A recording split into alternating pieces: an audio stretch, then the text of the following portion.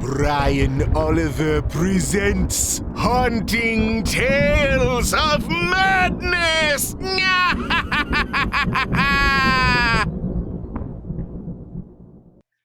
Gasmask. Written by Brian Oliver. Narrated by Daniel Oliver. Our neighborhood was a quiet one. It was the type of place that people think about as reaching the American dream. All those things come at a price. Nearly every family on our street has at least one family member who works at the local division of CentriCorp. From what I've heard, they do all kinds of work. My father works there, and he told me his job is administration. I don't know exactly what that means, but he always comes home with a bit of a headache. Next door, my friend Tracy's dad also works there. Tracy told me his dad is also an administrator. I guess a company that's so big needs a lot of administration. Tracy and I are what most people would consider being misfits. We were both in the 10th grade and have only a few friends.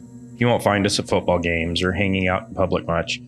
We like to stay in the neighborhood and explore the woods. We write film ideas together and talk about the girls in band class that have the best figures. Tracy and I have grown up in this neighborhood. It was not always so nice, but once CentriCorp moved to town, things became much nicer. Things have been much better for, I think, about 3 years or so, if my math is right. Things were really truly great until this past summer. My dad came home. He was grumpy as ever and gave my mom a slip of paper. She read it with concern all over her face. I asked her what it said, but all she would say was that the town had implemented a curfew. It was home and lights out for everyone by 9 o'clock. I argued with my parents about plans that Tracy and I had made, but they were firm. Home and lights out by 9 o'clock. My father made it clear that he meant inside, in my room, and lights out. Trying to keep teenagers to hold to such a curfew seems like madness to me. One night I was laying in my bed when I heard the sound of a truck outside my window. I slowly snuck a peek from my curtain to see what was happening. The truck was gone, but what I did see gave me the chills. There was a man. He was dressed all in black. It appeared to me that his clothing was a rubber of some kind. He looked almost like he was wearing protective clothing. He also had a hood. What scared me the most was that his face was not visible. Instead, there were 2 large goggle lenses and a gas mask respirator. His entire body was covered. I thought for half a second that the man saw me looking at him, but I was quick to move away from the window and lay back down. I heard my father open my door to check on me just moments later, but I kept my eyes shut and gave a small snore. I didn't really breathe until I heard my door latch shut. When I tried to tell Tracy about what I saw, he told me I was crazy. Then, he had an idea. Why don't we try to sneak out and photograph this guy? I saw a look on Tracy's face, which told me he had set his mind on this. He planned to go out the following night, and we were planning to use our walkie-talkies to keep in touch until then. Unfortunately, my father is a very smart man, and he caught on to us just before we were supposed to meet up. He caught me in the garage. He took my knapsack, and worse, he took my walkie-talkie and removed the batteries. I had no way to tell Tracy that I couldn't meet up. I had no way to tell him that he was on his own. My dad didn't know just how much his interference was going to change everything. I waited until I knew my father was asleep and got my binoculars. Sneaking up to the window, I watched to see if Tracy was going to go ahead without me. Sadly, I saw him. He had his small video camera with him, and I saw him crawling into one of the shrubs. It was honestly a pretty smart place to hide at the time. Just a few minutes past 9, I could see that lights were out all over the neighborhood. The truck I had heard previously drove down the street and was soon followed by the man in the gas mask. I saw that he had a strange tank on his back, and it led to a hose and a thin nozzle like you would find on a weed killer tank.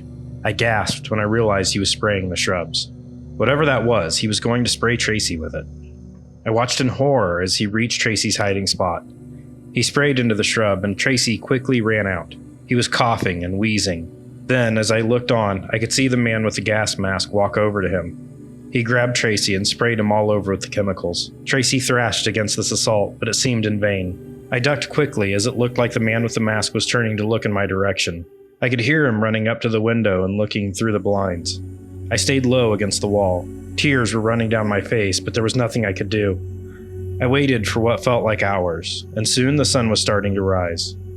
When I had the guts to look outside, everything looked completely normal. Tracy was gone.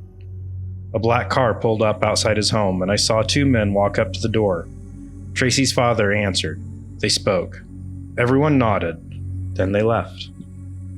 Tracy wasn't at school. He wasn't at the playground. When I walked home from the school bus, I could see my father talking to Tracy's dad. They both glared at me as I walked up to the door. I swallowed hard and walked inside. A moment later, my dad came inside. He was smiling and told me that there was great news. Tracy had won a contest and was going to be gone for a while because it included a free trip to Italy. I just nodded and went to my room. I couldn't help but feel that I should have done more. Perhaps I could have distracted the man with the gas mask. For all I knew, Tracy was dead. I didn't say a word during dinner. Dad complained about work, and my mother seemed oblivious to everything. After dinner, I went to my room, and my father soon followed. He told me we needed to talk, but just as he was about to get into it, his pager went off. He cursed and mentioned having to run to the office. He left in a hurry, muttering something about pollution and a team looking into a wrecked train being found and someone dead inside of it. Dad didn't come back. As it was getting time for lights out, I laid there on my bed in dead silence. I didn't even blink when I heard the truck come by. Then I heard the tapping on my window. I turned, and there were two of them, both wearing gas masks. The shorter of the two was tapping on the window. He spoke in a strangely familiar yet pained voice. "Come outside, Terry. It's nice outside at night." I stared in stunned silence as he held up his walkie-talkie. I choked out one word before the glass broke. "Tracy?" Now I watch the world through a new set of eyes. Eyes that see through a mask. There are many of us. We spend our days sleeping at Centricore. At night, the administrators let us out to do our good work. I see my dad from time to time, but he only ever refers to me as number 35. That is who I am now. I am number 35. I have my tank of gas and I do my job. The gas keeps the plants alive. As long as the plants stay alive, the citizens in town will never know the truth, and that means they won't ever try to go back. Earth is a very long way away after all.